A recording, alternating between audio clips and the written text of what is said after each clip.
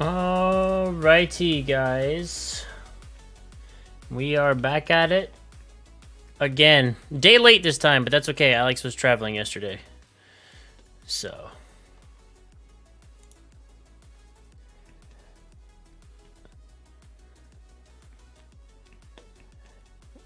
We're here and back at it. Okay. I think I should be unmuted now. Yeah, you're good now. I think you're still on mute. Anyway, did I catch a little sun? No. No? Well, that's good at least. Doesn't look like you did. You still look like the normal pale ginger everybody's used to. Well, good.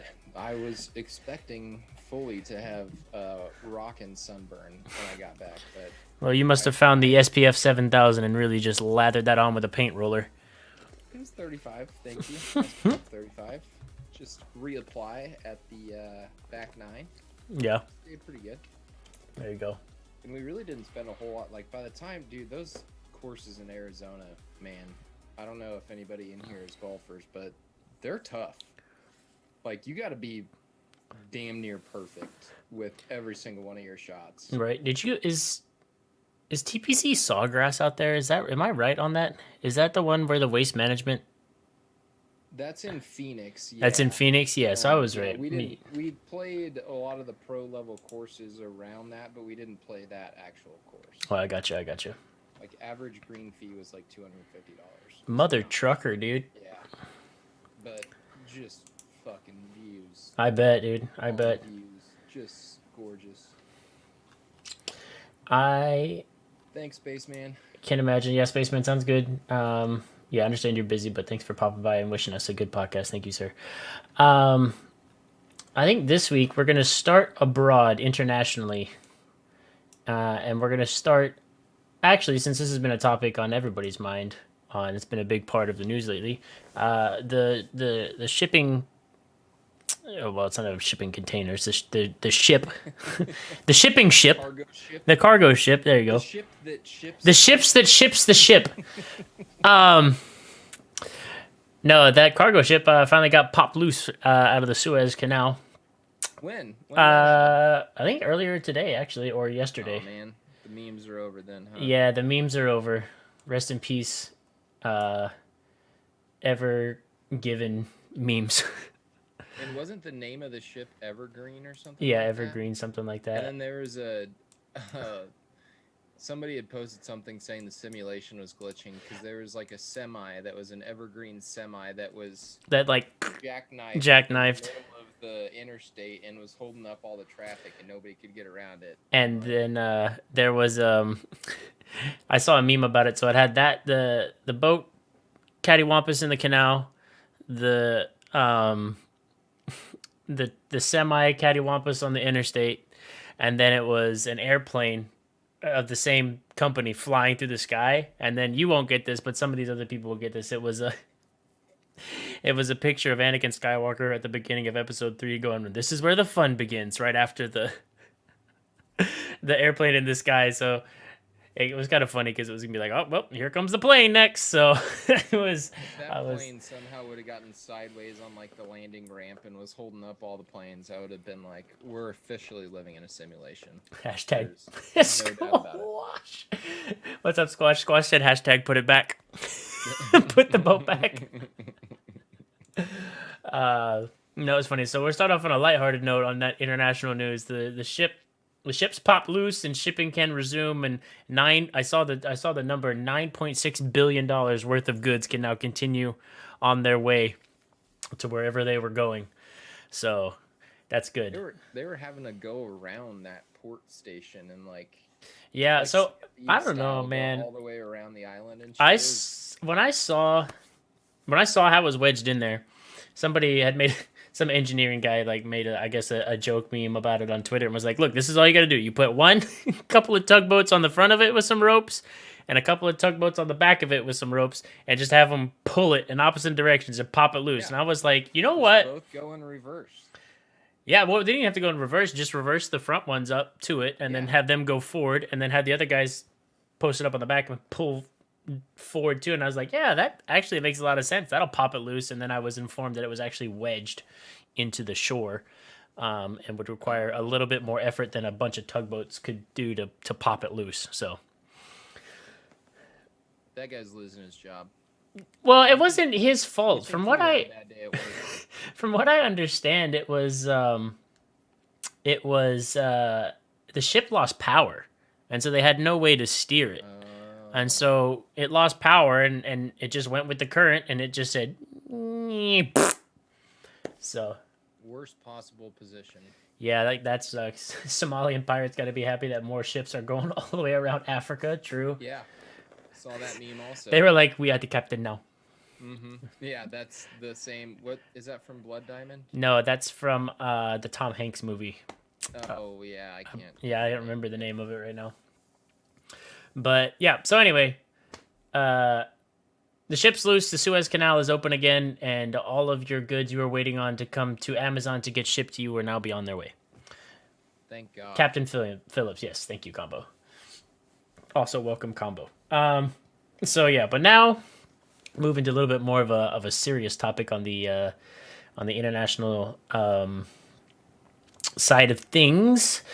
We've talked about this a little bit before, but the Uyghurs out in the far western reaches of, or actually northwestern reaches of China, and their plight as they are still being rounded up, put into essentially what they want to call them internment camps or concentration centers, but that's what they are.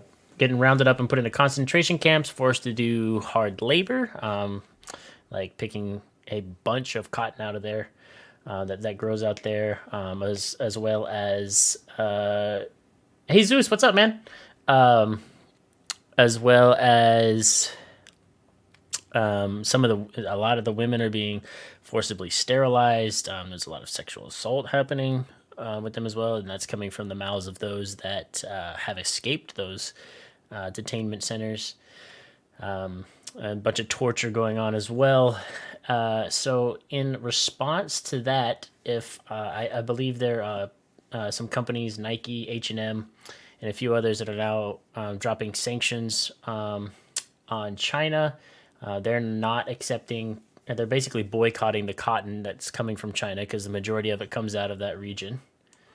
And, oh, nice. We got a new host from Chris Rubio Artist. Thank you.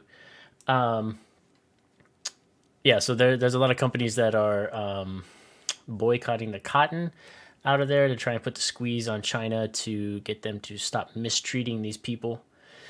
And China is not liking it, and Russia is actually backing China from what I've seen. So right here, several countries, including us, the United States, Canada, and the Netherlands, they've accused China of committing genocide, which is defined by international convention as the intent to destroy, in whole or in part, a national, ethical, or racial or religious group, which is essentially what China is doing now to the Uyghur population out there in the northwest. And I'm going to butcher this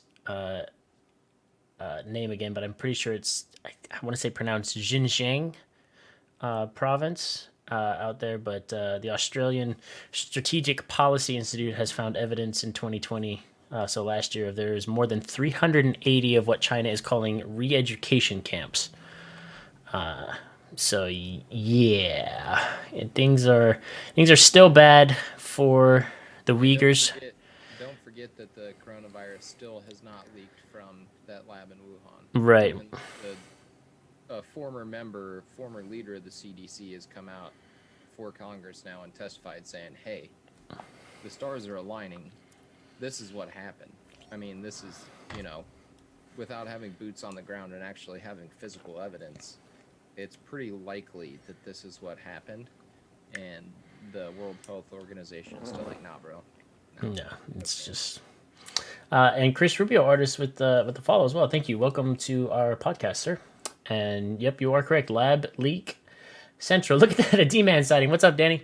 Look at that. So yeah, things are not going good over there.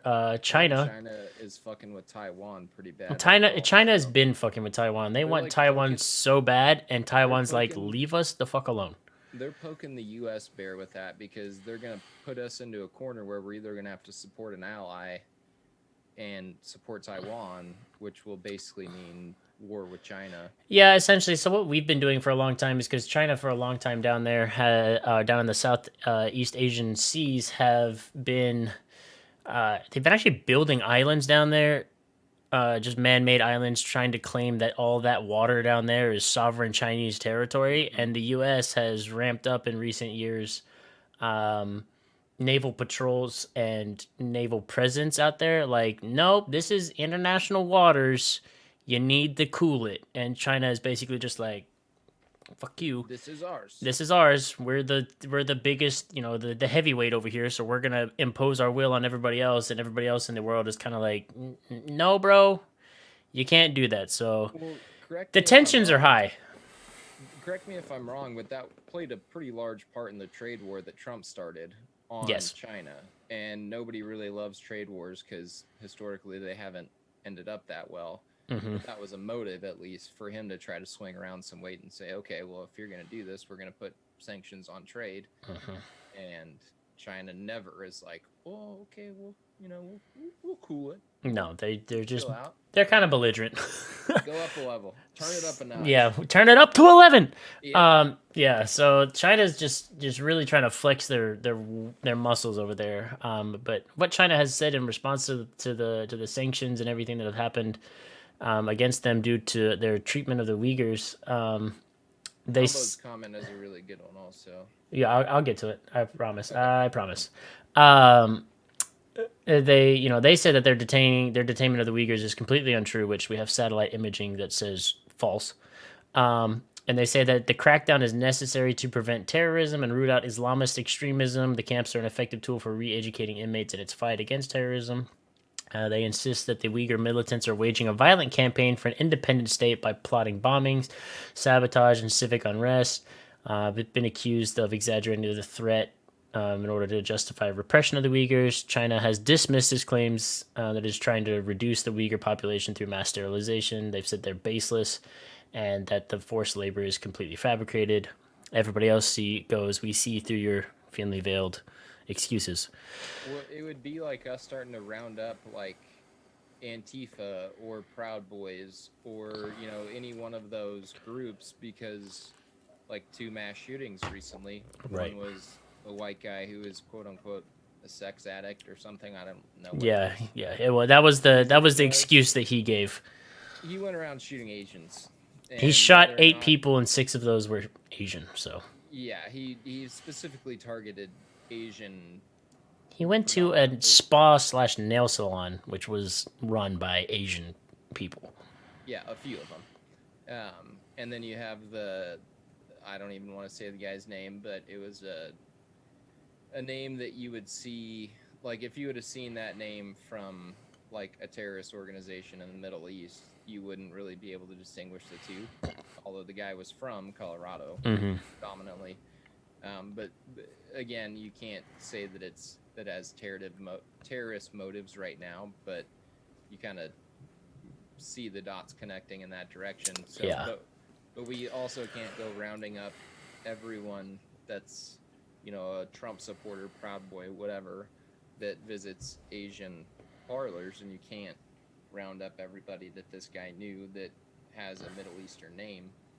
That's basically what China's doing and claiming it in the name of anti-terrorism. Right, and another thing that is to be noted is that the Uyghurs and where they live out there has been relatively autonomous for a long time to some type of the same degree as Hong Kong was, and now China is really trying to put the squeeze on all of those and bring everybody into the fold under the CCP.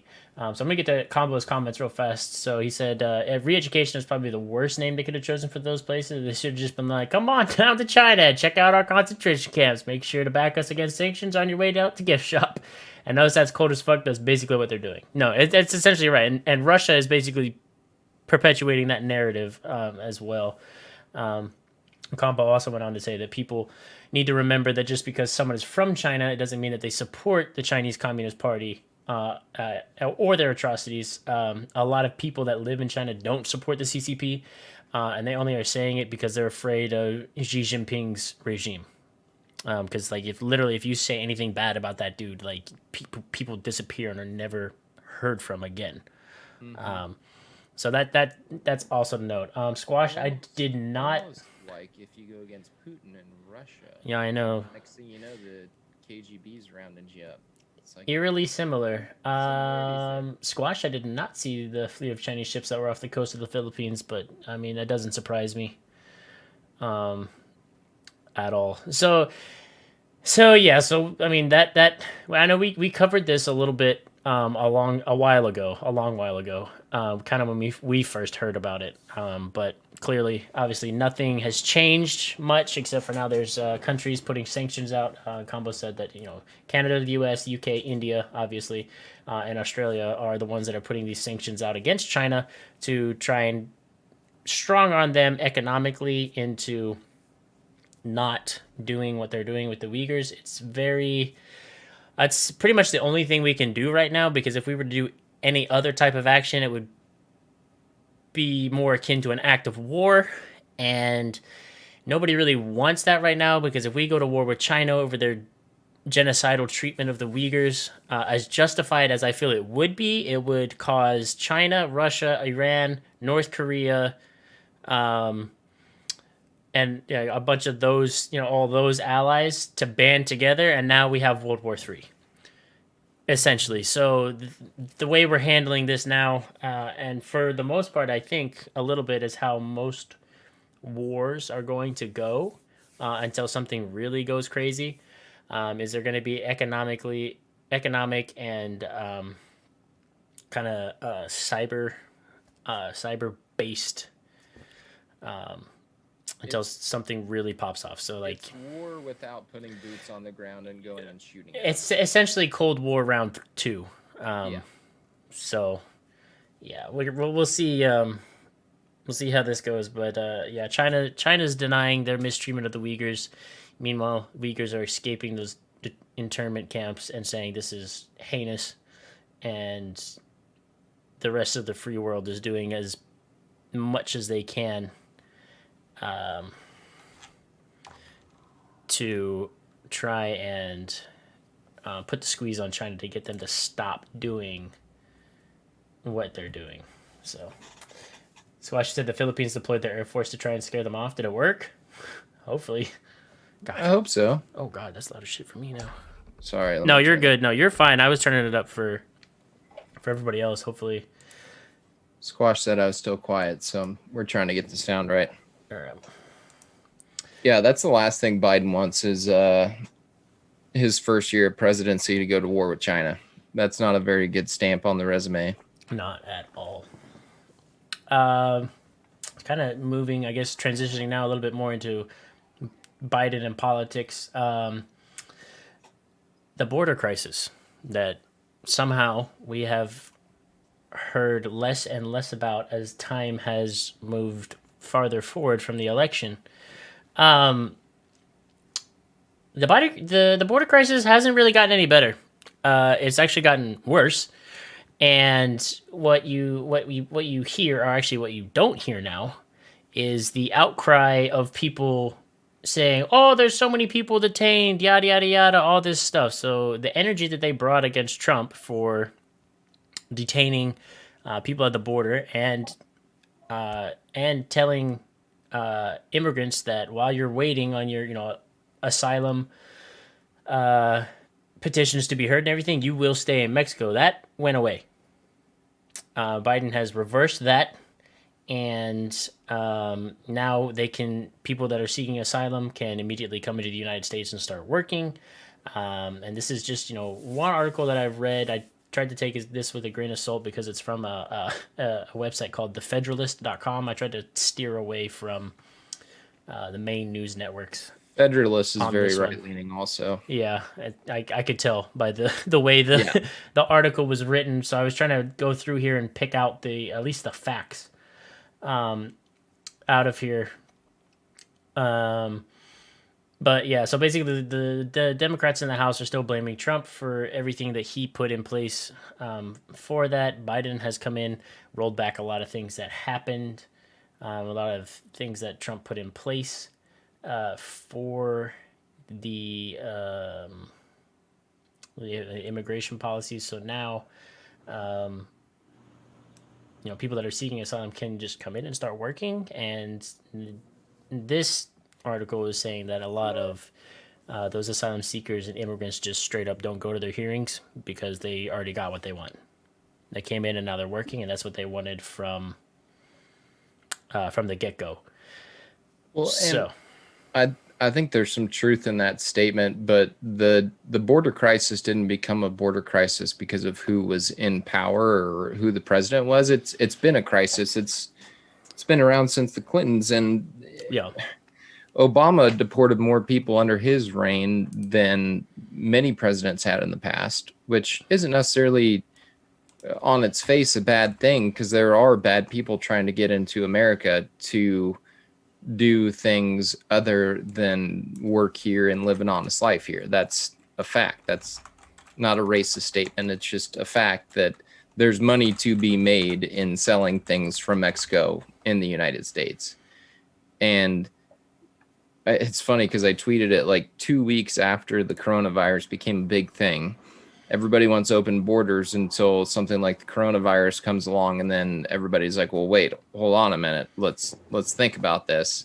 There's still a pandemic, and now there's a variant supposedly from Africa that people from Mexico who are trying to immigrate here have. And you're putting these people into a big, the reference that I heard today was you're putting them into like 100-person holding cell, right? And then you're splitting 50 of those people up and saying, okay, well, these people have COVID, and 50 of the others and saying, well, these people don't have COVID. Well, they were just in a holding cell all together. So we can't necessarily just be releasing these people who have just traveled, take their nationality out of the picture, just from a pandemic perspective. You can't just go releasing all these people into the public right. right when mask mandates are starting to get lifted. We cared so much about COVID, and we should care about COVID. But now when you start to mix politics and immigration into the COVID scheme, and you just use it as a blanket statement of, well, these people are seeking asylum, so we're just going to release them. Well, there has to be some sort of a process to, release the people that are really seeking asylum, but it has to be done better. You just can't let these flocks of and droves of people come on over, who were just surrounded by people who had COVID, and now release them into our public to go work in a kitchen Right. or wherever. Wherever I'm they want not to go saying, work, yeah. yeah, you know what I'm saying.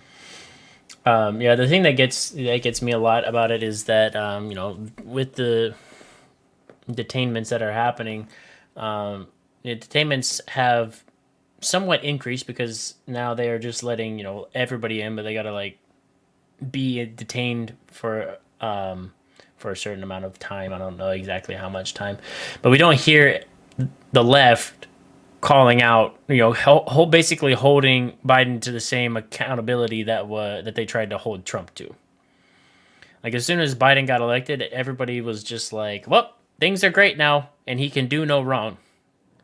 And we got our $1,400 stimmy check, but that's all we cared about. So he's over there, bombing Syria again, detaining thousands of people at the border while they wait for their stuff, and then just releasing them into the American wild, basically, to work. And all this, it's just like you guys are so wishy-washy and flip-floppy. Like as long as your guy wins, you don't care what he does. That's the thing about it But God is, forbid the previous president who did a little bit less, in that regard, at least in the border crisis, well, we'll get our panties in a bunch because there's children with foil blankets in cages. Well, that didn't change. That's still happening, and even to a greater degree. So where's that same energy you brought the last 4 years to this 4 years? Well, I do think I've said it a couple times. I do think people that got so uptight and so anti-right while Trump was in office because Trump was who he was, are starting to see now that they're a little bit more educated about politics. That like, oh shit, Trump didn't create all of this. Mm-mm. This isn't something that like Trump just manufactured in his 4 years. These are the same issues that we were Right. talking about the first Bush. 16 to 20 years ago. Yeah, the first Bush presidency, Yeah. these were all the same issues. Right. And yeah, there are good things that each president did to try to combat them, but there's no It's not one right answer on how to fix these no, things because they're complicated. But meanwhile, you have Nancy Pelosi standing up in front of the House and talking to the public, trying to whip everybody up into frenzy, saying, "Oh, the reason things are so bad right now with immigration is because of the previous administration." And it's like, no, no. no, that's not the reason. Like it's like we've said, it's been an ongoing issue, A big issue a big was when one. Biden went on TV and said, first 100 days, as many of you that can come here get here. And under the first 100 days, we're going to have open borders. It's like, well, no. Like, And that's why there's a surge because a lot of the immigrants down there were waiting to see who got elected. yeah, And once they saw that Biden got elected, they knew they were like, "Oh, things are going to be a little bit more lax. Go to the border now. We'll be able to get in." yeah. Which And I and I'm feel like, for those people. right, and I'm not saying like I'm going to stand up here and say that Alex and I are against immigration, that everybody is not allowed in the United States. Like that's not what we're saying. We're just trying to say that. Well, at least for me, I'm not going to speak for Alex on this, but for me, it's like come to the U.S. If you want to come to the U.S., come to the U.S. That's fine, but do it the right way. Go Exactly. through the process. And honestly, I don't think this is just me. Like I'm not a Trumper. I don't I don't support Trump. But the policy that he put in place of like you can come, you're gonna wait for your asylum hearing, but you're gonna wait in Mexico. I don't think that's a bad idea. Because sometimes like those hearings can take they're backlogged, so it takes sometimes years. And as unfortunate as that is, that wasn't his fault. That stemmed from years and years before him of people trying to come and policies that happen there and policies changing all the time. There's a reason there's a backlog because there's not one centralized like way to do things. It gets changed all the time. But making them wait in Mexico, I don't think was a bad idea. And that's No, just and me. there's a lot that can happen if you truly are seeking asylum from Mexico because Or even not even just Mexico. If you're seeking asylum any from some country. Central American country, or you came seeking asylum to the United States by way of Mexico from another country because you're fleeing terrorism, cartels, um, governmental oppression, or like a dictatorship or something like that. Come on, and that And maybe there's a way that we fast track those type of people. We don't just ever like, but I mean, I don't know enough about this to really get into it. But no, and I'm not a politician either, but growing up on the South Texas border, I do know that many of the asylum seekers are fleeing an oppressive government or mainly a cartel. Because here's what happens: you have a son, and the cartel comes to you and says, "Hey, we want Ben Jr. to join our gang. And if he doesn't join the cartel, then we're going to kill your friends and family members." And they're like, well, hey, we don't want our son to join a gang, but we also love our family and we don't really want them to be killed. So let's try to head north to America. And that's a very plausible, that's the definition of seeking asylum. That's why we should have that process in place. But then you also have the actors who are part of that very same cartel trying to get in here to do nefarious activities. And then those two people end up in the same place waiting to seek asylum at the same time. And they're still in Mexico and they still yeah, have their reign. So it's a double-edged sword. There's no right answer here. right, But the right answer isn't keep everybody out, and the right answer isn't let let everybody everybody in. in. There's a middle No, ground in there's there. you have to have a better system in place that's set up for things like this. And when the current brand new president is openly inviting people to the border because he's promising that they can get in, that's not a very feasible promise. You Right. just can't do that and keep everybody as safe as possible. Exactly. And so Combo's itching to get his comments read, so Okay, I'll sorry. get after it. So Combo started saying the border is a very decisive issue with while the U.S. would probably love to have those people come in here. There are a lot of issues that come with that that are monumental, and while they shouldn't just close the border completely, they do need to control the amount of people they let in for logistical and ethical reasons. You can't just let everyone in. Unfortunately, the Democrats won't strengthen the border, and the Republicans will just damn it. Personally, he thinks the best form of action at the border would be to start accepting people who have family already in the U.S. and slowly start to allow new immigrants into the country. And That's Squash, not a bad idea. it's not a bad idea either. And Squash had a good comment too. He said, please do come legally, but that being said, the process itself needs to be fixed, and that is true as well. Which Well, we kind of just talked about, like the process, the immigrate. There needs to be. There's plenty of things in this country that need to be reformed, and immigration is one of those things. The process needs to be reformed, and what needs to happen is just another one of those issues that I think we can both say that immigration needs to not be a bipartisan issue and be used as a pawn for political gain by either side, but to be kept in the middle, and both parties and both sides come together and sit down. And this was something that was actually pointed out in that other article I read, which was a good point, is that the Democrats and the Republicans need to come at this issue together with open minds, sit down, talk it out, and find the best course of action. But keep partisan politics out of it and just look at it uh, mainly as like a humanitarian issue and not a we political issue. we've said the same thing 100 times, and I'll say it again. Right now, it's a game. That's the problem with two-party politics: is who's going to win the game right now? Who's going to come out as the top dog, looking, right in the face of voters, instead of just sitting down and coming up with a real solution. It's all monetarily backed, and who can win the game and who can look the best. And we've seen that happen for the last 10 years, at least that I can remember. And we end up finding ourselves in these same shitty situations Yep, over and over again. over and over and over again. And that sucks. And I'm not going to continue beating the dead horse that we do, and saying that we need to get rid of a two-party system because everybody knows that that's how we feel. Yeah. But again, the same thing goes with that. What Alex was saying along the lines of COVID is that throws another wrench in the works in this whole issue.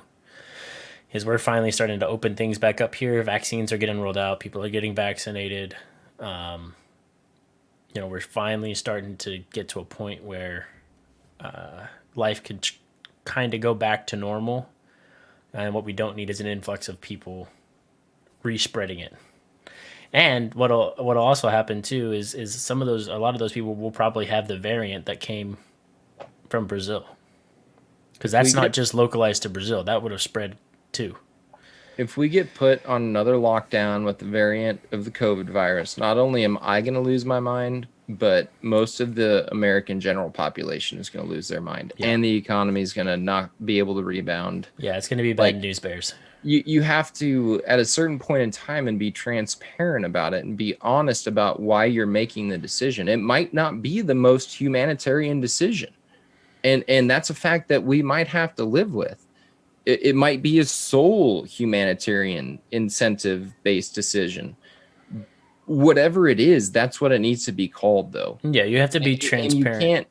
can't keep living under this guise of, oh, we're trying to keep everyone happy and we're trying to do what's best for you're never, again, we've said it 100 times, you're never going to be able to keep everybody happy.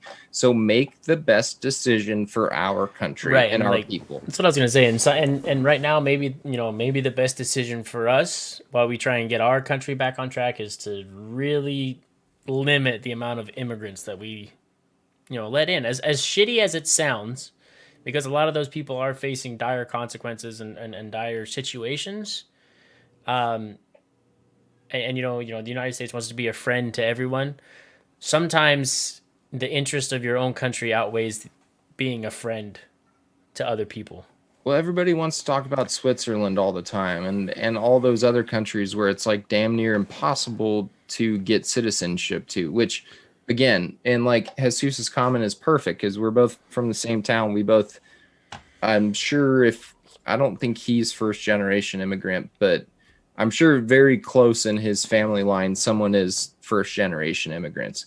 We need to take care of those people. We do. We need to get them here. We need to make them feel safe. Land of opportunity, land of freedom. Perfect. Get them in, make it cheap, get them in as fast as we can, but don't just say come one, come all, go crazy. Yeah, and that's the thing that goes hand in hand with the reform to that immigration policy that we talked about. Is like I know, I've heard it before, and I know that like our immigration process is very long and very expensive, and those people like they have to know more about American history than even most Americans get taught in history classes in school in American history or even in college. And for whatever reason, I don't know why that's part of the process, but I don't feel that you need to make an immigrant know more than a natural born citizen about the country they're coming to, because half the population doesn't even know half, like a third of the things that is on that immigration test. Those immigration tests are hard. Yeah, they're hard. Like, and it's wild. My dad has a story. When he was here in the U.S. just taking college classes. He took an American history class, and he, as a natural born Australian citizen with his INS card to be in America, he knew more than the American kids in that class, which is crazy. So I can't imagine somebody coming from Central America or Africa or somewhere else through the way of Mexico, knowing that all that stuff that they need to know. So there's reform that needs to happen. Yeah, if you have some free time, Google search that immigration test. I'm sure it's just outrageous. And see if you can pass it, because how many questions is it? Do you know? Or last time you looked? It's been a while. I took it and I failed it actually. Gosh, this is probably like 5 years ago. I want to say it's a 20 to 30 question test, all on like founding fathers' names and who signed the Declaration of Independence and who were the first presidents and blah blah blah. But it's not easy. Yeah. That's for sure. Metters is saying that he's also of the opinion you shouldn't qualify for public assistance until you paid into the system for a period of time. And I will agree with that, because it's the same. For example, it's the same with the military. So for me, if I want to use, I'll use this as an example. If I want to use the GI Bill, on the post 9/11 GI Bill for education, I don't get to use it right away as soon as I sign my contract. I have to be in the military for at least 4 years for one enlistment before I get to use that, because that's you paying into it. So you got to pay into it before you're able to use it. Because I tried. I found out real quick that it's not how it works. Because when I was in the Marine Corps Reserves, I had 1 semester of college left, and I was like, oh, maybe I can get the GI Bill to help me out with this last semester, or whatever bill, or some tuition assistance. And I put in for it, and they were like, you're fresh out of boot, and they were like, and I was like, yup, and they said, sorry, kid. You got to pay in, and for the reserves, it's an even longer amount of time because you're not active duty, so it takes even longer for you to pay in to be able to use that stuff. Well, and another good example of that, and of Metters' example in itself, it would be like if someone who was freshly eligible for retirement just one day said, "Okay, I'm eligible for retirement. I haven't paid anything into Social Security or anything like that, but now I'm just eligible for like some standard 401k or whatever." It's like, well, no, that's not how money works. Right. Like, you need to be here and pay into this system, whatever that system is, to be able to draw from that system. Right. Otherwise, it's just free money. Right. And that's not how it works. Right. Metters, you make a good point about military service. So I know, while I was going through Marine Corps Basic, and I know people from since then and now in the Air Force as well, military service is kind of the exception. I know people that were not natural born citizens, but they use the military and military service to get their citizenship. So I don't know the ins and outs of it, but there is a way for immigrants to come to the United States. They join the United States military, and in doing so, they through that process they get their citizenship. Um, I know there was plenty of people. There was at least a couple people in my boot camp class that when I went through Marine Corps Basic, that during Basic, towards the end of it, they went to their citizenship ceremony, and they got their citizenship while they were in Basic. And then afterwards, they continued their military service and they served out See, their term. that's cool. So there's a We way need to do keep it. that up for sure. And I like that. Those people, and that sounds really bad, but like the people that do it that route, sometimes they are even more patriotic than the natural born American citizens that join the military. Dude, those dudes are in there, and they're in there for the long haul, and they're like, dude, fuck yeah, let's get it. And I have a lot of respect for people that come from another country wanting to join our armed forces. And yes, they use it to get their citizenship, but those people are so goddamn patriotic, for the United States, that they don't care. And they'll do their term and they'll get their citizenship, and they'll hook and jab with the rest of them. Well, And, and I think that's awesome. they're finally in a country where people respect them, just on face value, especially joining the military. Doesn't matter what you look like, or at least it shouldn't. If it is happening in the military, that's the last place it needs to be happening. It's really few and far between. Yeah, there are issues of it, but for the most part, the military family is just like it's one big family. Like we couldn't Like, give a yo, fuck you're less. here. We don't care what you look like. We don't care what you came from, where you came from. Doesn't matter if you're a millionaire's son or you're first generation immigrant. Like, we all have the same mission. Let's go. Yeah. Let's get this done. And Jesus's, I wanted to touch Yeah, I on was about this. to get to that too. I don't think we should be angry with those who are being helped. We should be questioning why all Americans have to struggle so much to receive the same type of assistance. And that's a fantastic point, because it goes back to the take care of your own before you start trying to take care of others. I would love, I'll just make this metaphor, whatever. I would love to go out and adopt 100 kids tomorrow. I would love nothing more than to go buy 10 houses with 10 bedrooms, hire nannies for all of them. I would love to take care of all of those kids tomorrow. But unfortunately, I don't have the funds for that.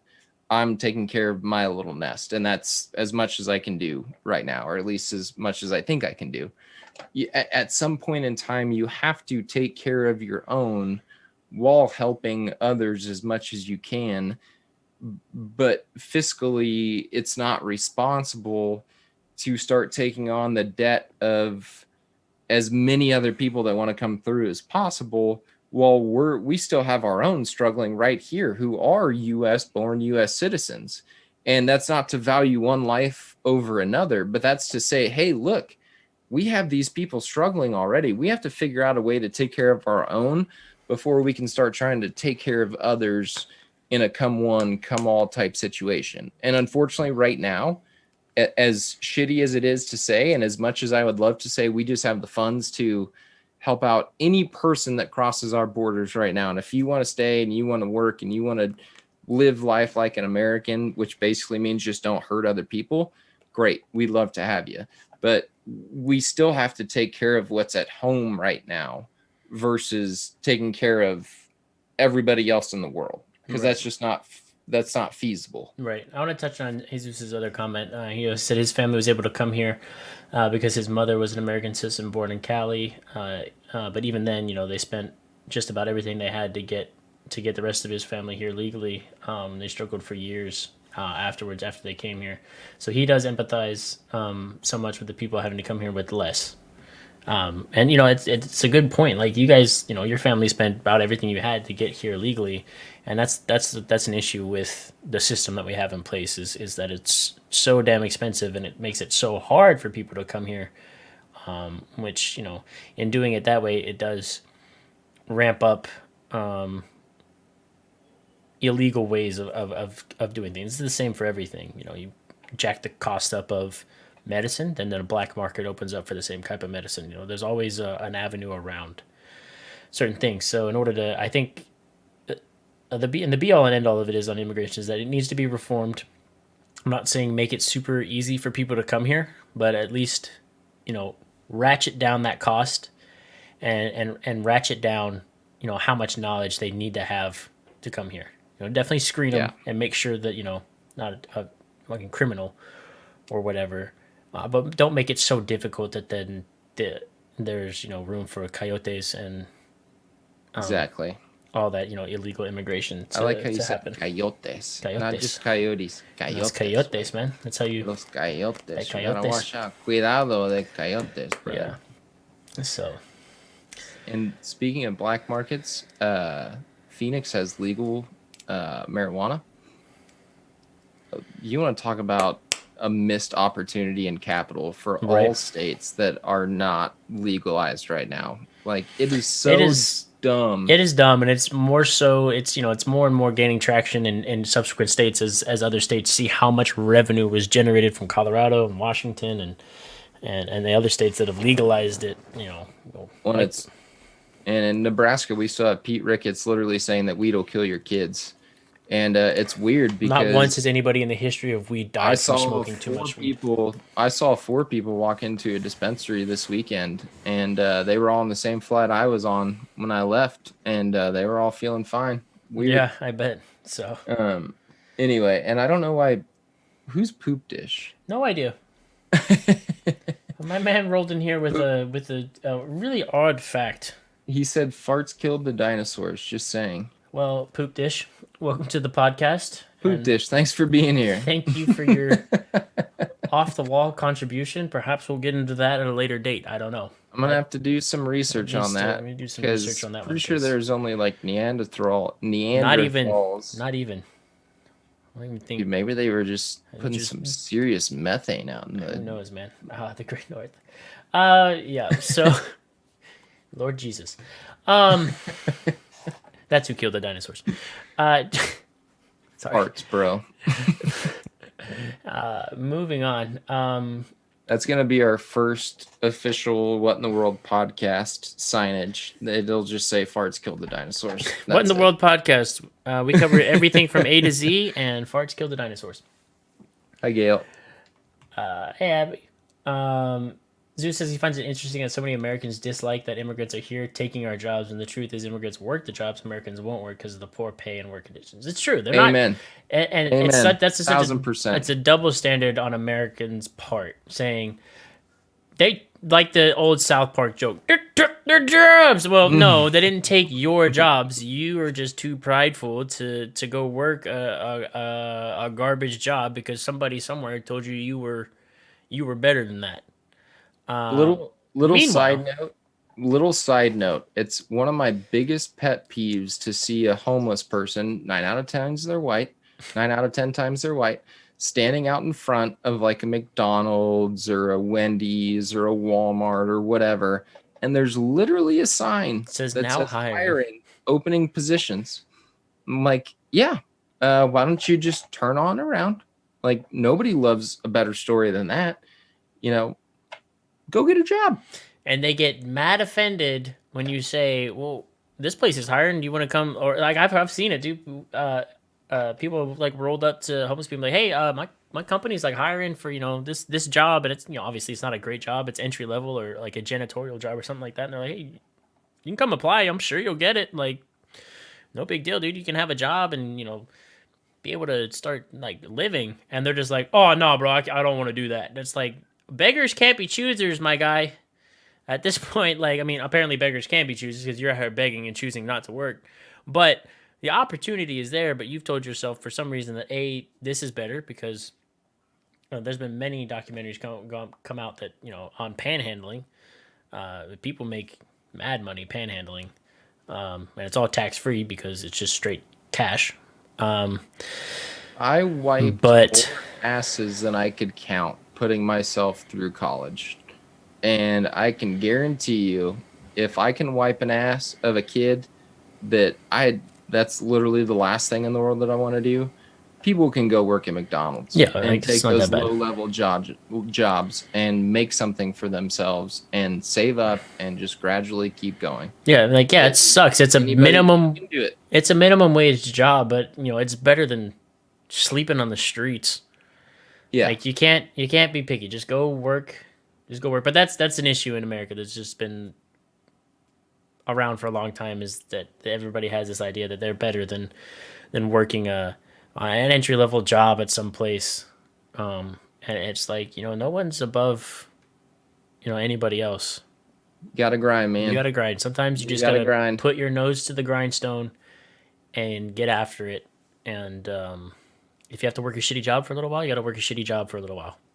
Dude, another random sidebar. I wasn't really planning on talking about this, but on this same topic, I played courses this last weekend with the same level of service that I used to work at here in Omaha, a golf course, like washing clubs and people taking my bag and stuff like that. And I used to think washing those clubs, like, man, if I ever get the chance to do something like this to where I'm just getting like pampered to this level, I'm really going to be grateful. And this weekend I got to do it 4 times, man. It was like a little bit of a humble flex, but I'm telling you, you can do it. Like, Yeah. you can do it. Just keep working. You'll get there. Right. Uh, so yeah, squash. Yeah, I remember that story. Dad. Yeah, that was part of my example. I do remember that our dad actually tried to do that for somebody. He was gonna pay a guy to help him renovate one of their houses he was working on, and he was like, "Nah, fuck that, dude. I'm just here to get money." Mm-hmm. So there's also Wade's that Wade's that grandpa. Wade's grandpa has a story like that also, where he tried to pick a guy up one time, panhandling, and take him to lunch. And the guy was like, "No, I just need some cash." And he's like, "No, I'll pick you up and I'll take you to lunch and like I'd like to help you." The guy's like, "I can stand more, or I can make more just standing here than I could if I took a free lunch." right. So, Jesus, you do make a good point that entry level jobs at minimum wage will not pay for rent or apartment most anywhere, which is true. It you're not wrong. You're not wrong, and I'm not saying that like getting a minimum wage job is immediately going to turn your life around, but no. there's you can get you start at that job. There's assistance programs out there as well for homeless people to if they say you get a job, there's places that they can go live, and I know that also is a point of contention as well because some of those places are overcrowded, and there's a bunch that goes into it, but the be all and end all of it is, you don't have to be homeless.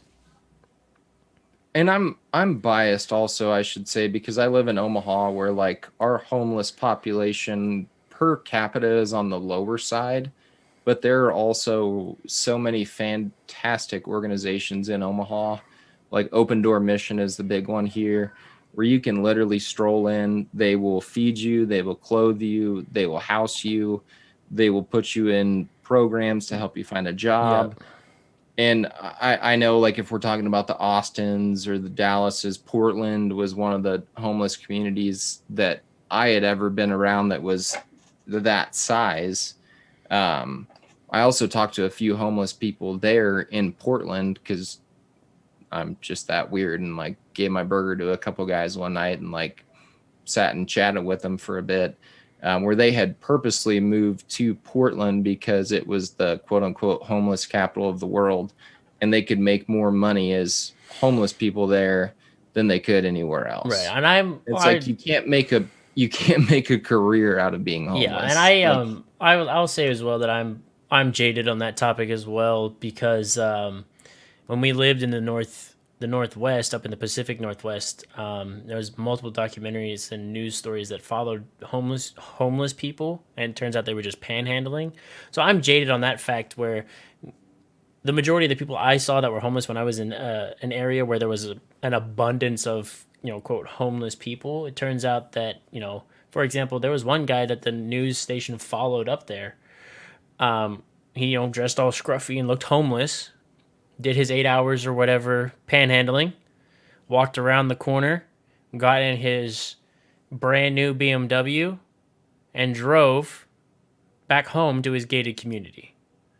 So there's also a lot of that goes on as well. So that's where my, jaded take on being homeless comes from. I'm not saying I'm Yeah. like calloused against homeless people, and I know that there are plenty of situations out there where people literally have lost everything and don't have another option. But I think what we're both saying is that there are programs out there to help you If you're homeless. if you're homeless, and And not again, just going doing it back for the to money. yeah, and going back to Jesus's original point about immigration, taking care of the people we have here, there are single mothers that are working 3 jobs just to try to keep food on the table. Right. That's where we definitely need to do a better job of helping those people out and making sure that they have what they need. Right. And to your point now, Jesus, that we do need federal assistance programs, which many people are not in favor of. And I get that. And we need to change the stigma on, assistance programs. But I guess counterpoint to that as well, those programs have been abused for generations. And now you have people, and I know personally people that I've come in contact with that are just like what I call welfare families, which generation after generation after generation, they just suck on the tit of the government because they know how to spin a yarn in such a way. But I've don't get me started. I've got a whole rant I'll go on I was about. going to say, I've told the story before about I worked preschool for a long time, director. About 60% of our families were government supported for childcare, which was a great program. It really did give single mothers, single families a chance. But then there was always that 10% of that 60% that would get a job just long enough to make sure they looked right with the state, and then they'd stop showing up and they'd start picking their kids up like fresh from the pool and like their Yukon Trailblazers and stuff. And they were just working the system. And It sucks that those people literally take food out of the mouths of those people who are trying to do it the right way. Right. But that's all I'm going to say about that. Yeah, I don't want to get long-winded. That's a whole on that other 'cause I will. podcast. Yeah, for sure. At this point, Jesus, we might as well just have you on the podcast because you're typing Right? enough in here. We're just gonna bring you on, and we'll just have a lively, good-natured discussion and debate about things. We'll get Tony back on, and then we'll play matchmaker, and we'll get Jesus back on also. 89 Allen, hey, love listening. New to this, hey, well, we appreciate you coming in, man, and we're glad that you're enjoying your time here. Thanks for coming on, Alan. We appreciate having you. Sorry, you go. I'm still like 2 days ago I was like bedtime right now. Right. I'm still but yeah, so no, and you're right, Jesus. The few that abuse the system should not disqualify those that genuinely need it. No, and that's true, but again, like I've said before, there's always that 5 to 10% that ruin it for the rest of everybody, and those are the ones that get, the most attention. And yeah, OMG, no, I'm too shy to be on cam. Well, you don't have to turn your camera on. We can just hear your voice. Come on, Jesus. Bring on that big, beautiful face of yours. At this Come point, on. We're probably gonna have you on soon. It's not an option. That was a demand. So moving on. And I want to get, because I will sit there and get long-winded about my take on welfare programs. I can't talk, and that is definitely another podcast for another time. Our last thing we want to cover tonight is it's kind of big. Georgia, the state of Georgia, just passed a new election bill. I'll consider it. No, racist. Racist.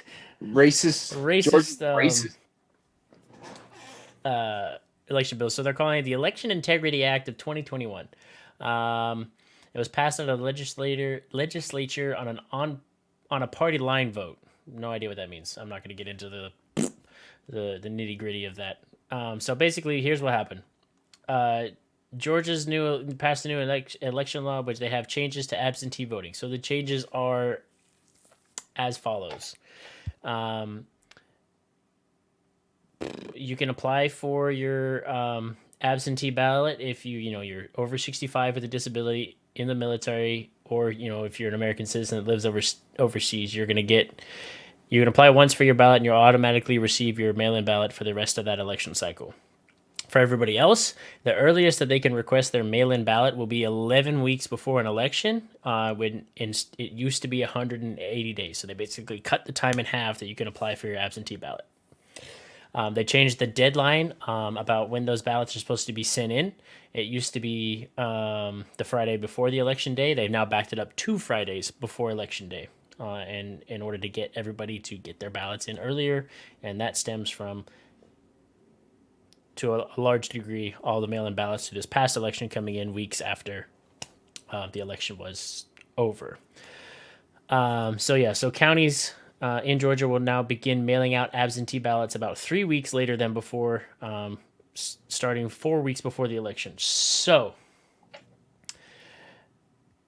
you are now getting in Georgia, you're getting your ballot 3 weeks later than you used to, and you have to turn it in basically 2 weeks before the election. So if I'm doing the math on this correctly, 4 weeks before the election is the earliest you can get your ballot, but you have to turn that thing in with 2 weeks before the election happens. So you're gonna get your ballot, and you've got 2 weeks to do your research and vote and get that shit sent in. Metters said party line voted because Republicans voted one way, Dems voted the other. Oh, thank you, Metters, for clearing that up for me. Appreciate you. This is why we have live chat. So now they're also requesting that returning ballots will require new ID rules. So you either have to, on your ballot, have to enter your driver's license number, your state ID number. If you don't have those, you need to turn in a copy of an acceptable voter ID. So now they're requiring photo identification on your mail-in ballots, so they can verify you are who you say you are on your ballots. And by the way, voter registration cards are free in the state of Georgia. So it's not, because when I first saw this, I thought same thing, like trying to go after, what's the term that they use? Segregated voting isn't the right word. Voter restriction. If you don't have a driver's license, you can't vote. That was the main glaring error that I saw in all of this. And now it's not, it's basically a state issued ID, which they will give you for free. Right. So the entire process is just to speed things up and make sure that who you are voting as is who you are. Right. Those are the two things. That's really the two But it's things. racist, dude. Yeah, apparently. That's super racist. So if the Georgia happens to have runoff voting, those are now only going to be 4 weeks long instead of 9 weeks long. So now they're going to do absentee ballot drop boxes, which obviously didn't exist a year ago, but COVID kind of put that into place. So now they're officially part of state law. So they're going to have ballot drop boxes. But now there's going to be new changes to that. So the law requires now that 159 counties have at least one drop box, at least one. So you can't have a county that has no drop box. You can't live, but there has to be at least one, but you can put up as many as you fucking need. But it caps the number of boxes at 1 per 100,000 active voters. So if you live in a county with 500,000 people, you're going to have 5 drop boxes spread out throughout the county. If you live in a place that has less than 100,000 people in your county, like i.e. some rural-ass county out in fucking bumfuck nowhere, Georgia, you're going to have 1 drop box and everybody's going to come to it. All right? Sorry. It moves them inside, so they're inside government, on government property. Have you seen that the petition on I don't even know if I want to call them the left, because I know a lot of good left-leaning people that think this is completely ridiculous also. The petition from some Democrats, I'll put it that way, is that now that we boycott and we move the Masters out of Georgia, and we also move the MLB All-Star Game out of Georgia. And I've seen that they're calling on Delta and Coca-Cola to do, like, put the squeeze on the government as well, the state government. Well,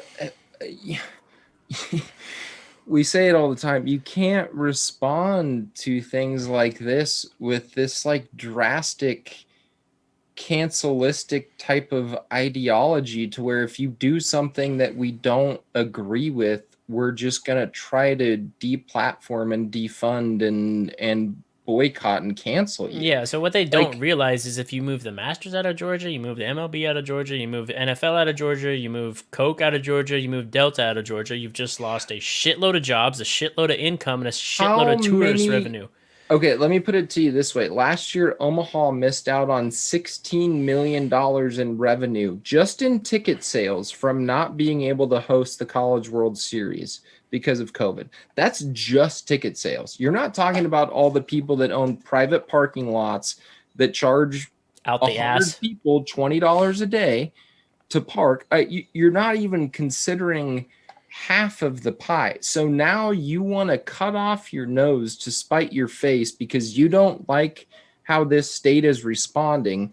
And to try to quote unquote stick it to the man, you're going to hurt the working class people that we were just talking about that are Yeah, working so they three yeah they don't jobs to try to they put don't food on the understand that. table. They want to do that, and then what's gonna happen afterwards? They're gonna be like, well, why is our state so poor? Why do we not have any money? Where'd all the jobs go? And be like, you ran them out of town because you got your panties in a twist over something that you thought was racist, and turns out is actually not. Because Meadows brought up a good point.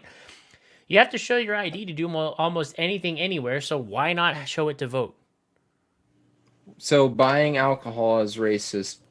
Buying tobacco is racist. Getting into a casino is racist. I Getting mean, into a club is that's racist. that's just three Getting onto things. federal property is racist. Going to the court is racist. I can't not tell you the amount of times I've pulled my ID out. Been like, here you go, here you go, here you They go. give you a voter registration card for For free. It's not It racist if costs they're giving you the $0. fucking option to go and do it, but we don't want to take that option. Why? All they're Why? saying Why? is you have to prove you're a real person, which let's add to the list. Being an ordained minister must be racist also, because when I did Wade's wedding and both of my siblings' wedding as the ordained minister, it took me 15 minutes online to prove to this system that I'm a real person. So when I sign their marriage certificate, they say, hey, that guy's a real That person. dude's a real minister. He has the It cost authority. me $0, cost me zero moral dollars, that's for sure. It just was me saying, hey, this is who I am, and that's fine. It's so asinine to me, and I feel like it's something new all the time that I just don't. It bothers me when I can't understand it, Mm-hmm. because we've talked about this before also, like with the Capitol Hill stuff.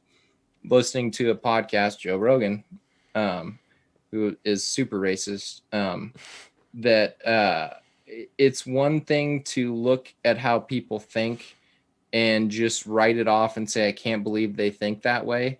It's another thing to really look at it and say, I can't believe they think that way. I should try to understand where this ideology is coming from so I can understand them better. And this is one thing that is just so blatantly diversive to be diversive. I just don't. I truly don't understand Yeah, I it. don't. I can't I, wrap my head around it. I don't get it. There was other as I was like scanning through some stuff. There was another change to the law that said people can't provide water and snacks to people waiting in line to vote. And I was like, okay, fine. Like we're all grown adults. Bring your own water and snacks if you know you live in a highly populated area and you're gonna have to wait in line for 2 hours to That's such a vote. stupid rule anyway. Right. I mean, like, why are we? Why are Why we is that a spending thing?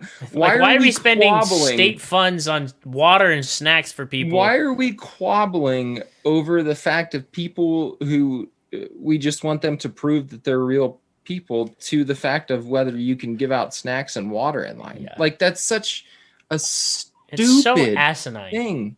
That's like 990,000th on the list of things that we should be concerned about coming into an election cycle. Yeah. Like it's something that we shouldn't even fucking talk about, Right. dude. It's so stupid. Yeah, squash. Yeah, I get it. People wait in line for 18 hours to vote. Well, come prepared. People wait in line for longer than that to go to concerts, and they bring a tent, chairs, and snacks. Those people that waited 18 hours in line to vote, I would like to say mostly were early voters because they wanted to get to the polling place early to vote in the days before the actual election cycle. So here in Omaha, people were waiting 5-6 hours to vote, and that was all early voting. I showed up on the day of, walked in, filled out my ballot, walked right back out. I had 2 jackets with me because it was chilly that day, and I wanted my big jacket and I wanted my small jacket. I had my AirPods. I was like, gonna throw on a podcast, probably like an hour wait, walked in, walked out. And if you want to wait 18 hours, that's fine. Or if you want to do early voting, that's fine. Or if you want to vote on the day of, that's all fucking fine and dandy. Figure out what works best for you in your jurisdiction, plan accordingly, and go vote. Yeah, that's all we want. Concert goers, like when I went to concerts, and people that wait in line for video game releases and none of that shit, prepare for those things. Voting, if you have an inkling that you're going to be waiting in line for a long time to fucking vote, prepare accordingly. It's not hard. So then there's some changes to the state election board. Obviously, most Georgians don't directly interact with the state election board, but the Secretary of State will no longer chair the election board. Instead, a non-voting ex officio member they will become instead a non-voting ex officio member. The new chair would be a non-partisan, but appointed by the majority of the state House and Senate. The law also says the governor should appoint someone if the position becomes vacant when lawmakers are not in session. Other changes to the election board's powers would give the board, and by extension the legislature, more power to intervene in county election boards that are deemed underperforming. In addition, a legislature-appointed chair, the 5-member board is made up of 1 member appointed by the House and 1 by the Senate, and each one picked by the Democratic and Republican parties. The election board and county commissioners, or a certain number of state House and Senate members that represent a county, could request an independent group to conduct a performance review of their appointed elections board or probate judge that supervise the elections. There's 2 things in the chat here that I want to bring up. Also, wouldn't mind Election Day being a national holiday, 1,000%. I'm in with that. Everybody the day off. Yep. Jesus says, I think y'all missed the point here. This law is targeting the people who have no other recourse than to wait at one polling location, because Georgia has been closing polling locations in lower income neighborhoods. There's a couple things to touch on there. One, you're 1,000% right that in the past, Georgia has had some very targeted laws and polling restriction in lower income areas and neighborhoods. That's 1,000% correct. I think what this bill, the goal of this bill is to achieve, is that goes away. I have 1 polling location also. I get my voter registration card. Everybody does. You get 1 polling place. That's your place to go. What they have done in the past is they've tried to put more distance in between. Well, they're not going to come out and say this, but in between lower income neighborhoods and the closest polling location. That's 1,000% true. I think what this strives to do is to give everybody the opportunity for early voting, give everybody the opportunity to have a drop box that's somewhat centrally located. So even if you have to make a little bit of a drive to your drop box, you show up, you drop it off, you go back to what you were doing. You don't show up, wait an hour, 2 hours in line, whatever. So I get that narrative of wanting to make those kind of laws, bills, whatever, have passed a back thought, because we don't want to make it hard on people to vote. I think it's yet to be seen because it's brand new. I think this is striving to do exactly what has made it so hard in the past. I think what also comes into play on that is, to some degree, people just becoming too used to things being convenient for them all the time. So if some little thing happens that's inconvenient, now it's a huge issue. I don't think I've ever been anywhere in America where it takes me an hour to drive across a county. Unless you're out in the middle of like freaking nowhere, Montana. I'm pretty sure counties aren't that fucking big, and it's not going to take you an hour to drive from, say you live on one end of the county. It's not going to take you an hour to drive to the other end of the county if that happens to be where the polling place is or the ballot drop box is. And if you happen to live in a county where there's not that many people and there's only one polling place and one drop box, so be it. That's No, sorry. and what's happened in the past is elected officials do what elected officials do, and they take advantage of areas that they see that they can take advantage of. Right. So, i.e., you have single mother working 3 jobs. It's election day. Let's put the polling location as far away as we can from her as possible because we know she's probably going to vote Democrat, whatever. So Republicans, if they happen to be the elected official in that state, say, let's take a look at these maps and make it as hard as possible for that person to drop what they're doing and go show up and vote. I think what this law, this bill strives to do is to alleviate some of that pressure. And like Wade said, Election Day is a national holiday, alleviates a lot of these issues, which is 1,000% true, why it should be a national holiday. But I might be wrong. If I'm missing something in this, please bring it to light. But I think what was just passed in Georgia, as far as voting restrictions, polling place rules, whatever you want to call it, aims to make it easier for people, to make it faster and easier. And that's all that I've been able to gather. Right. So far. And you're 100% correct saying that voting shouldn't be so difficult. No, it should not. And like we said, Wade makes a good point. If Election Day was a national holiday, it would not be so difficult. House Republicans have been trying to convince people that vote by mail is riddled with fraud, yet mail-in voting has existed since the Civil War. Why is it now so unsafe? It's just another bipartisan issue that they're using to sway things in their favor. That's why. It's not unsafe, and it's not riddled with as much fraud as they would have you believe. No, what happened is a lot of people who happen to be Democrat didn't feel safe going to a polling place because we're in the middle of a national pandemic, which is completely fine. And then you see these numbers shift, which if you listen to the Joe Rogan election podcast, that polling official expert was saying from the very beginning of the podcast, when these mail voters start to have their numbers trickle in, you're going to see a huge uptick towards Biden because a lot of those people happen to be Democratic. So you see these huge swings, which are, pretty much unhistoric, but we're also in an election cycle that's pretty unhistoric in the middle of a pandemic. So yeah, you're going to see those weird number swings. It was not unsafe. No. The meddling did not impact the election. There's been multiple studies that have come out and said that yes, there is in every election, doesn't matter what election it is, in every election, there's some degree of voter fraud and some degree of, I wouldn't even call it tampering. What they found in this last one was that it was basically targeted ads coming from Russia trying to swing voters. Neither one of those things were enough or have ever been enough to make such a huge impact that it swung an election. No, and his last point: if a polling place is closing by 5 p.m. in that district, I feel like there should be there's something that needs some speculation going on in there. That because I think I can't remember the official time here, but I know it was at least 6 or 7 p.m. Yeah, for me, in Omaha. like since I've been able to vote, most of my polling places that I've seen have been like we're open till like some of them are super late, like 8, 9 o'clock at night. So they're giving people a chance. So if they're closing by 5 p.m., somebody needs to go look into that, and be like, what the fuck are you guys doing?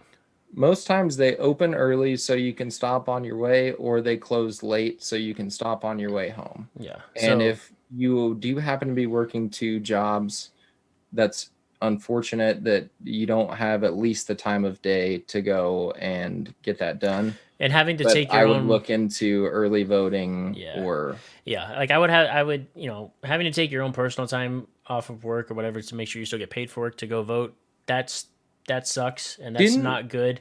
And like Metters has said, Election Day is a national holiday, alleviates a lot of that, but at the same time, there's also other avenues people can pursue to get their ballot in, i.e. early voting, mail-in ballots, that kind of stuff. It's just I feel like there's also a degree of laziness that happens and procrastination that happens with people.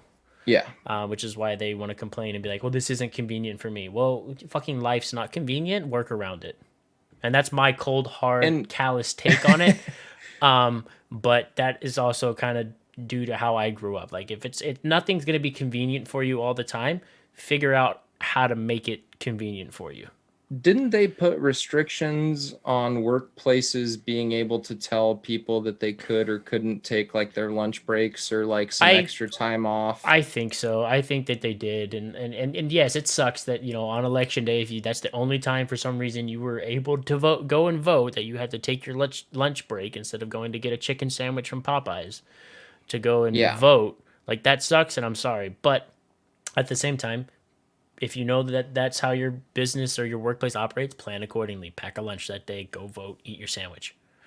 Let's just make it a national holiday. But in the be all and end all of it is Metters is right. Make it a national holiday. It alleviates a lot of things. The polling places can fucking close at 5 or whatever. They can close at 5, but if there's people in line, let them continue to let them vote. If somebody shows Hell, up after 5, sorry, bro, you missed your chance. if everybody's off, you But could if everybody's definitely off, shut it off at yeah. 5. But like Metters said, the easy fix is to just make election day a national holiday, a federal holiday. Everybody gets off work, go fucking vote, and this will alleviate a lot of issues. Haley brings up a really good Hi, Haley. comment also. Hello, Haley. Get it? That's her name. Have y'all seen that some states are considering voting from your phone using blockchain voting? It's the first I'm hearing of it. I've heard it. It's extremely complicated. It sounds like it would be very complicated. So you're essentially setting up a system that's similar to as if you were buying Bitcoin. I feel like It, that becomes it's more not susceptible to voter fraud than anything else. well, so that's obviously the big argument against it is we already exist within a system that experiences some fraudulent circumstances, some suspect circumstances, and now you're just if you really want to give Putin and Kim Jong Un like the biggest smiles on their faces, you're going to say, well, yeah, let's just do it all online Yeah. because they're going to start to get to work to hacking that system. You're gonna have Dmitry in the right away. in the back corner of the KGB office, like, this is the greatest thing that has ever happened. I can now hack American voting systems, sway votes our direction. Like, Let me answer that question. I think as maybe simply as I can without going into a 20-minute conversation on talking it. about Haley's or Jesus's? Haley, sorry, Okay. No, you're good. I'm still deep in thought here on this because there's a lot to unpack with that question.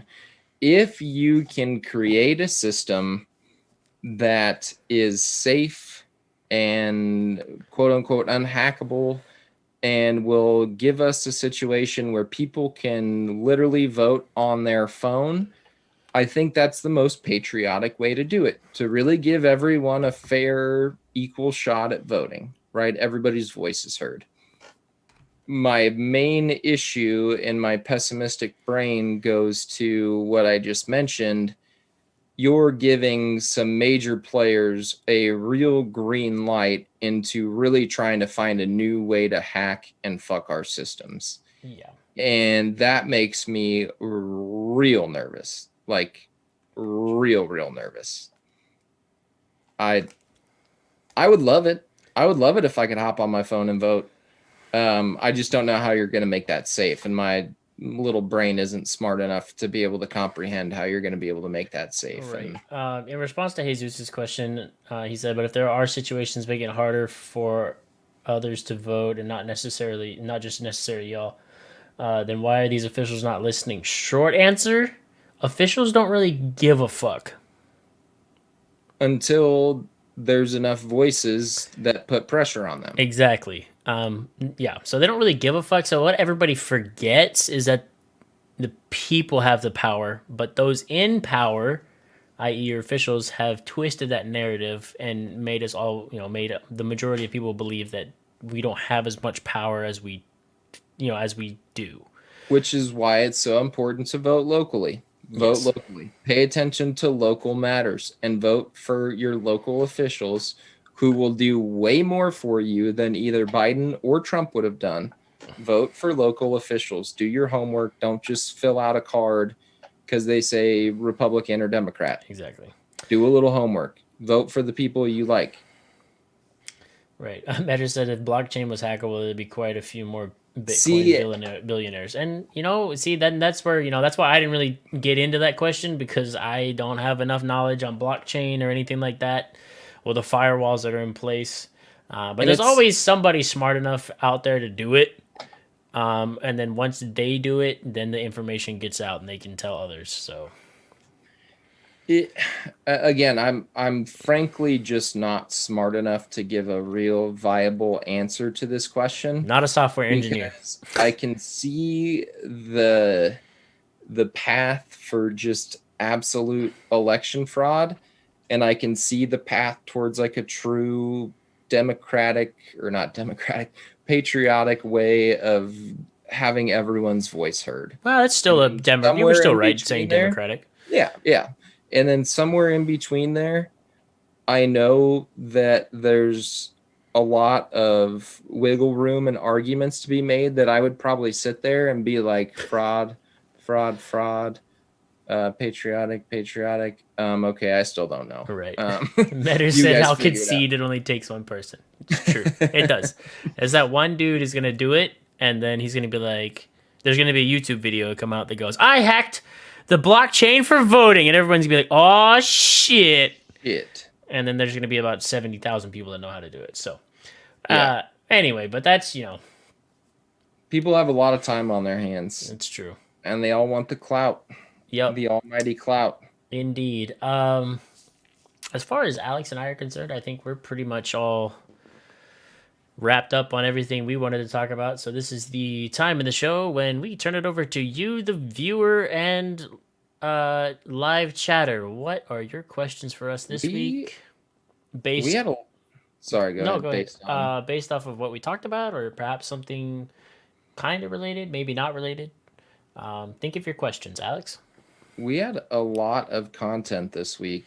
I know. I did not think we were going to have this much content. No, for me, looking around this week, I was like, damn, it was kind of a slow news week. We were wrong. As always, thank you for commenting and keeping this lively and keeping us on our toes for some good context. Again, I'll plug both of our socials. They're at the start screen and the end screen. If you guys run across something throughout the course of the week that you think would be a good topic for us to talk about, please hit us up on Twitter. We're both pretty active on Twitter. Slide in the DMs. Let us know. And then you can always, as always, check out the YouTube channel. All these videos go live on the YouTube channel for the most part within a couple of days of airing here. And leave your comments there as well. Jesus asked the question. Thank you, Jesus. God damn it, Jesus. I thought we were going to get away from this. I wanted to talk about this so bad. Before we get into that bullshit, Squash asked monkey or lizard, and he's talking about Godzilla vs. Kong. I'm going lizard on that one. Thinking logically, it's a fucking nuclear fucking lizard, dude. There's no way a giant gorilla beats a nuclear lizard. That's just me. I am going to play the devil's advocate because growing up in Super Smash Brothers, I was always DK. Mario Kart, DK. So give me that fucking Kong. I don't give a shit about that giant lizard. I don't care if he breathes fire and it's totally unfeasible. But hey, one thing that my dude Kong has got that little reptilian bastard does not is a little bit of use of the old opposable thumb. Who needs thumbs when you can literally blow out depleted uranium out of your mouth? You could pick up a building and use it as a shield. That's one thing. Have you seen what nukes do to buildings? I don't think that's going to work very well. You could grab a real big circular object and throw it at that lizard. Give me Kong, dude. Give me Kong. Anyway, Metters, you're right. Unfortunately, I think you're right, Metters, just because Kong works for the quote-unquote good guys, i.e. humanity, so I can already see this movie playing out where Kong wins, and I'm pissed about it.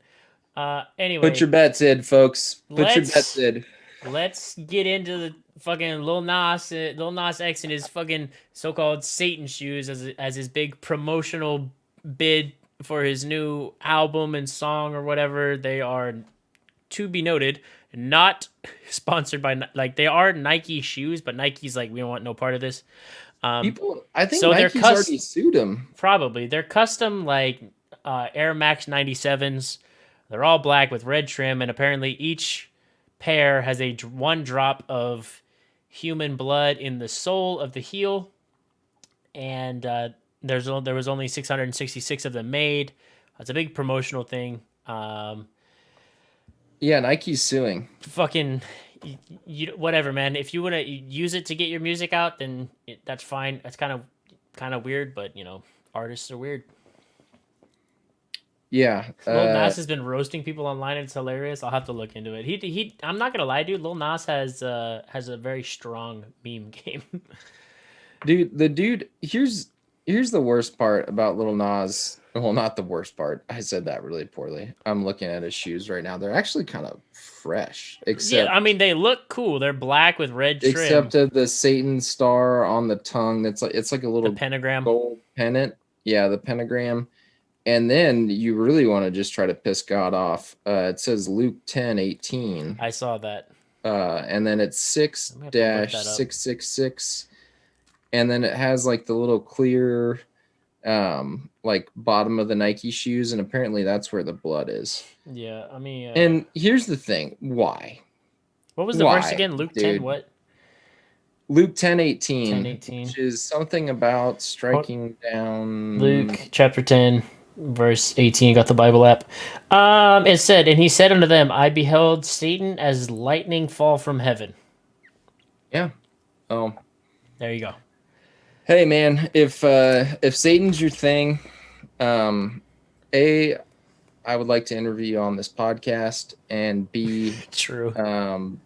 Believe whatever you want to believe. I'm not advising believing in Satan. That is no personal advice towards anyone. This is not religious advice. Because I actually believe the opposite, but I'm not going to hate you, or I might have some questions for you, but I'm not going to judge you. Jesus is right, though. It's a honestly, if you look at it from strictly a business and marketing perspective, it is a brilliant marketing strategy to ramp up marketing for your upcoming album and your singles that you're releasing, and to make some money, because there's going to be people that pay hand over foot for a pair of those shoes. Combo's also right. If Ozzy Osbourne can bite the head off a bat, now granted that was a fake bat, nobody take that, it was never real animals.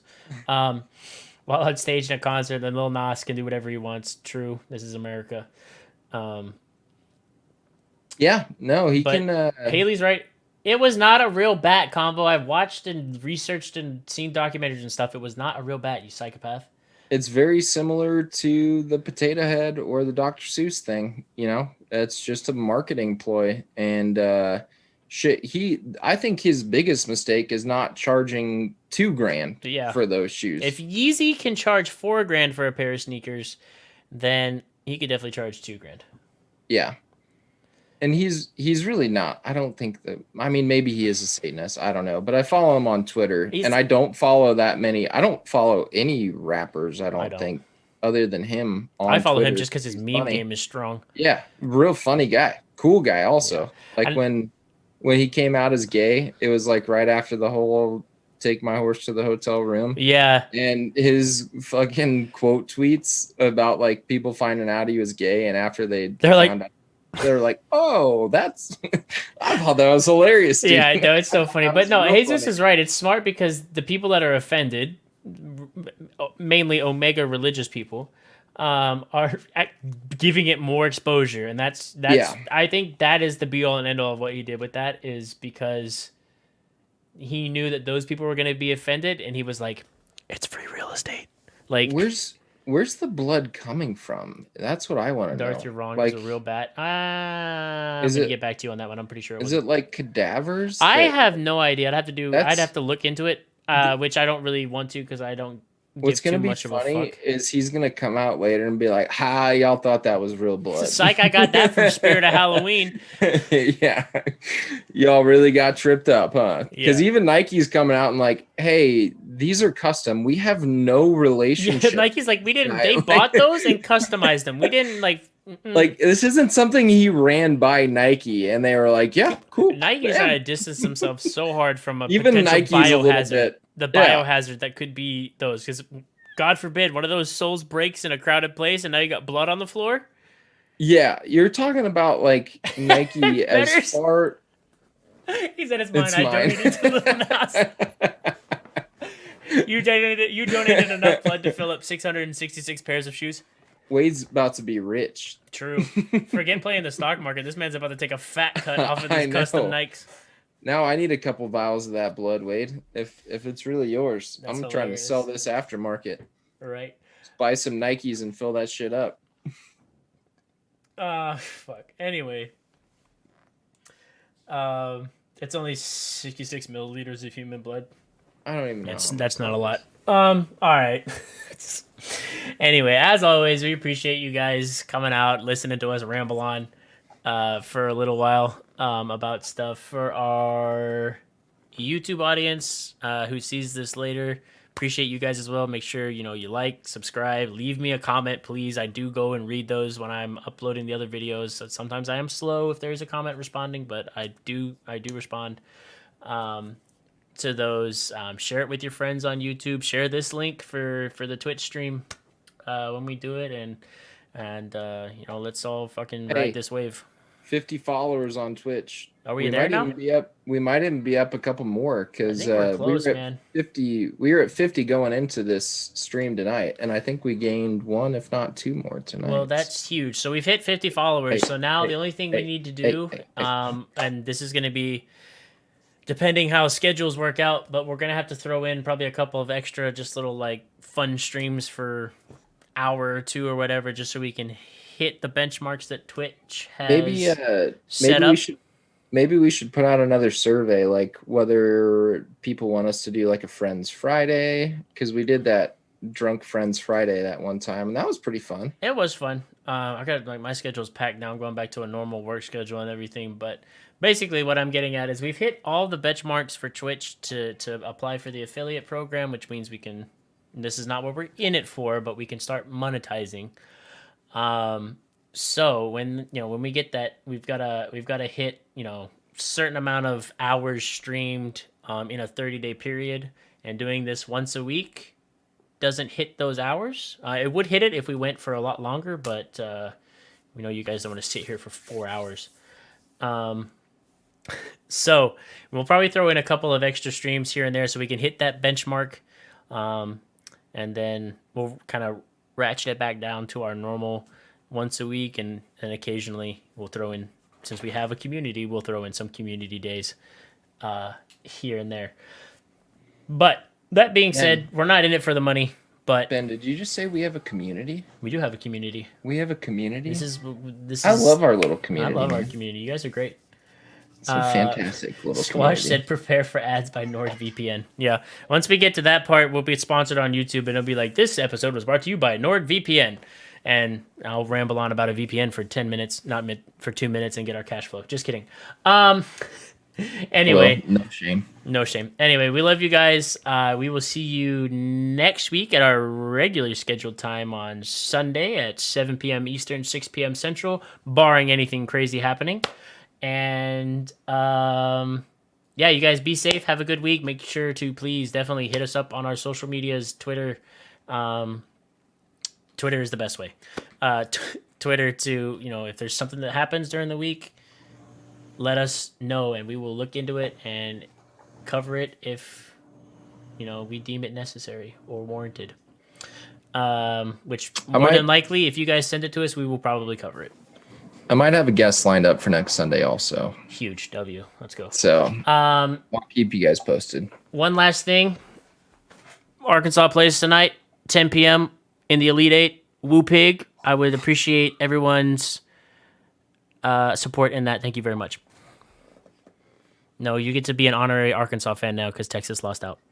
You know what, Ben? I will root for Arkansas tonight. See, I would do the same for you. I will root for Arkansas, even though Shaka Smart's gone, dude. No more Shaka. Crazy. That's next podcast. I think the guy that I have coming on for next podcast is an Austin guy. Is it Jesus? It may be. If this one falls through, I'm coming for you, Jesus. You never know, Jesus. Please say it's Jesus. Ready. And woo pig indeed. All right, guys, we're going to get out of here. I need to cook some food and get ready for this game. I love you all, and we'll see you next week.